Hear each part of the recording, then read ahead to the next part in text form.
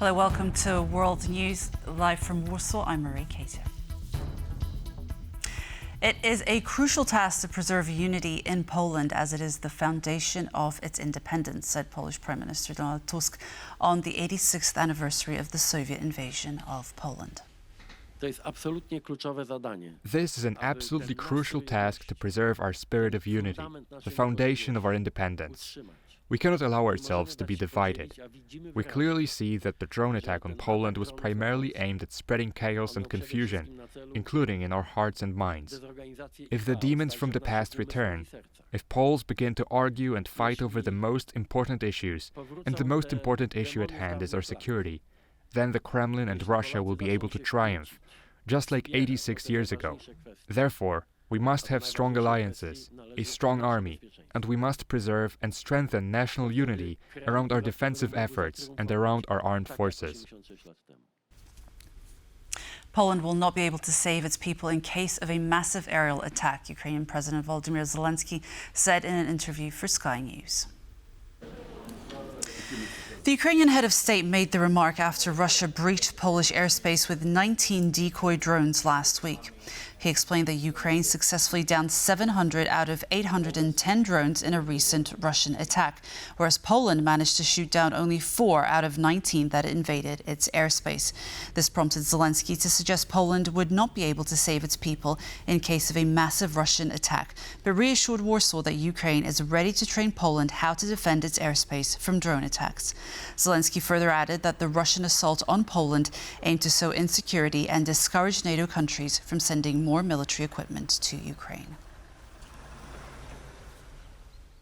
NATO allies are not quite ready for potential threats, but will adapt. That's according to Ben Hodges, former commander of U.S. Army Europe, who was our guest earlier on TVP World. Hodges also pointed out that the response to Russian drones violating Polish airspace was overall, quote, not good.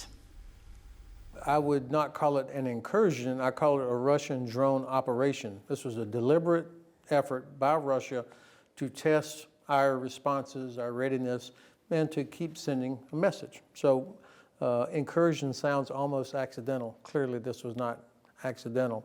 The response overall is not good. What the Russians will have learned from this is that we in NATO are still not prepared to deal with what Ukrainians have to face every night. The fact that our response was to send up F-35s, F-16s, when in Ukraine, of course, they're using all kinds of other weapon systems, much smaller, to counter drones. That tells me that we're still not ready for the scale and the speed and the complexity of what Ukraine is facing. But credit to Poland that your pilots had the correct rules of engagement so that they could immediately shoot. That's still not true in many European countries that they are authorized to shoot. The second positive thing is that the alliance has already started this Operation Eastern Sentry, and that will provide a framework which will allow increased readiness, increased capabilities. And so, our alliance, our allies are very good at learning and adapting, so we'll get better. We are not at war, said Romanian Defense Minister Ionut Moștenu while commenting on last week's Russian drone incursion into Poland. He went on to praise NATO's new mission called Eastern Sentry, expressing hope that it will also boost Romania's defense capabilities. The most important thing is that NATO moved very quickly and announced the Eastern Sentry initiative. The allies have understood and decided that they need to strengthen security on the eastern flank. I expect in the coming weeks, following the discussions, to see an increase in defense and deterrence capabilities on the eastern flank, including Romania. There are all kinds of assumptions. We are not at war, we are a NATO country. Russia did not attack a NATO country. What we saw last week in Poland were provocations. What we saw on Saturday here was provocation. They are testing the reaction mode, the reaction time, and continue to provoke. We have the longest border with Ukraine. Imagine what it would mean to put anti-aircraft system on the entire border. American weapons purchased by allies could soon ship to Kyiv, with the Trump administration's first U.S. weapons aid packages for Ukraine granted the green light. It's the first time the mechanism devised earlier this year would be used.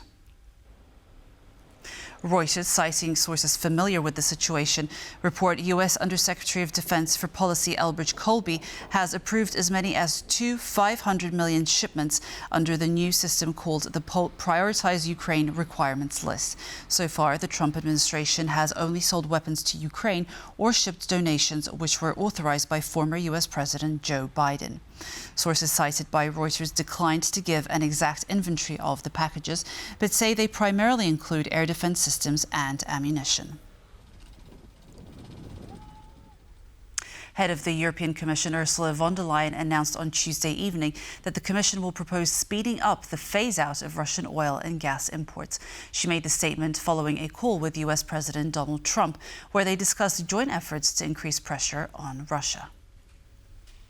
I had a good call with the President of the United States on strengthening our joint efforts to increase economic pressure on Russia through additional measures. The Commission will soon present its 19th package of sanctions targeting crypto, banks, and energy. Russia's war economy, sustained by revenues from fossil fuels, is financing the bloodshed in Ukraine. To put an end to it, the Commission will propose speeding up the phase-out of Russian fossil imports. Ukraine's budget will run a €40 billion deficit next year, according to the draft budget presented by the government. This will have to be covered by Kyiv's allies, with the finance ministry saying that it's still looking at a €16 billion gap. Jakub Kapiszewski has the numbers. Running an existential war is not a cheap business, and it shows in Ukraine's 2026 budget. The country plans to spend almost €100 billion next year, with almost 60% of that amount earmarked for defense. The lion's share of the budget will be covering the defense and military spending, military expenditures. The government wants the revenue to go up by almost 1/5, but even with that extra income, the budget shortfall is still going to be significant, more than €40 billion. The growth in revenues is definitely achievable because while the state budget for 2026, it assumes 2.4% GDP growth in 2026. Second of all, Ukraine is doing a lot of efforts in shadowing the economy, and the 2026 budget includes the revenues from these. Kyiv is in talks with international partners, but the finance ministry reckons that the unfunded gap for next year is still around €16 billion. But help may be on its way, with media reports about some progress on the frozen Russian assets. So they found, or they're about to find, a very clever mechanism that will mean that legally speaking, Russian frozen assets will remain in the European Union, but the profits generated by these assets can be transferred to Ukraine now in a way of the so-called reparation loan. The country needs all the help it can get, with Defense Minister Denis Shmyhal estimating that Ukraine will need at least €100 billion for defense next year, a sum which accounts for weapon systems donated by Kyiv's allies. In total, Ukrainian officials say that the war cost about €150 million a day now. Another 25 political prisoners have been reportedly freed by Belarusian President Alexander Lukashenko. That's according to state media outlet Belta, indicating 12 women and 13 men were pardoned. Alongside this development, Lukashenko's regime has jailed yet another Belarusian journalist, Ihar Ilyash, who was detained in October last year. Ihar Ilyash, a Belarusian journalist with the photos of his wife in his hands. Katerina Bakhalova, also a journalist, was arrested in late 2020 and has been incarcerated ever since on charges of treason.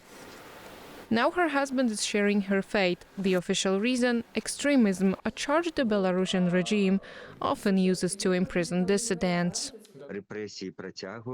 Repressions continue. for comments, for interviews with independent media. This is Igor's particular case, but dozens, hundreds of others are jailed for comments, for peaceful actions back in 2020, for posts on social media, and it all continues. There are no signs of the repression easing. On Tuesday, Alexander Lukashenko pardoned 25 prisoners. Less than a week ago, he freed 52 prisoners after an appeal from US President Donald Trump. In exchange, the US said it would lift some sanctions on the Belarusian airline Belavia. But on the other hand, we see what happened today. The regime threw another journalist behind bars. So the situation is like a revolving door. Some are released and others are brought in to take their place.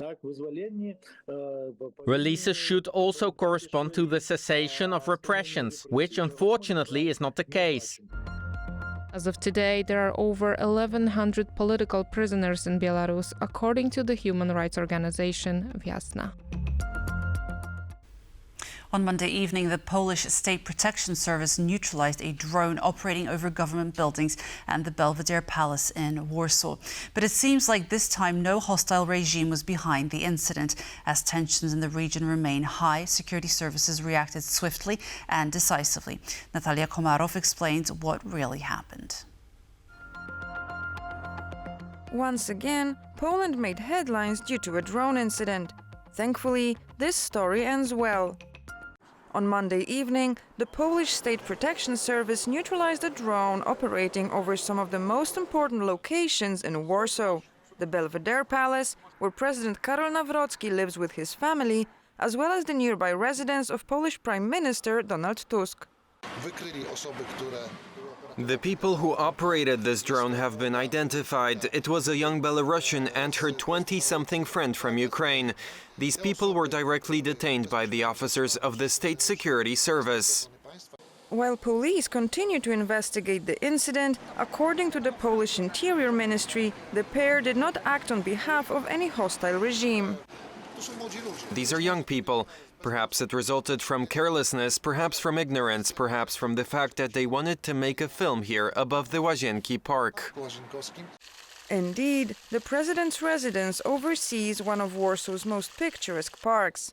So, while everyone in Poland is still on edge after the recent incursion by Russian unmanned aerial vehicles, we recommend double-checking where and when it is allowed to unleash your drone. For TVP World, Natalia Komarov. On the border with Russia, Lithuania's defense ministry has launched the first teaching program for children as young as 10 and adults on how to fly, assemble and program drones.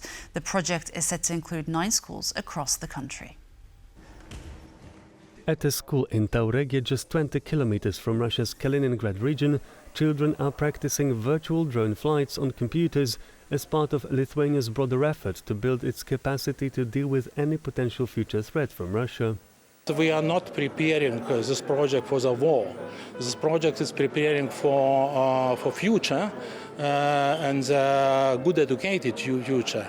Of course, military they will need good educated specialists too. Given its proximity to Russia and Belarus, Lithuania remains highly vigilant.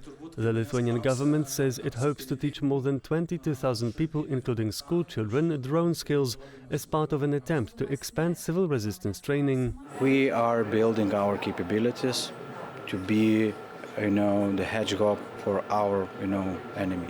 So it's all about building the military defensive capabilities, and you know that Lithuania is actually taking very seriously living in the, in a neighborhood with Russia and Belarus.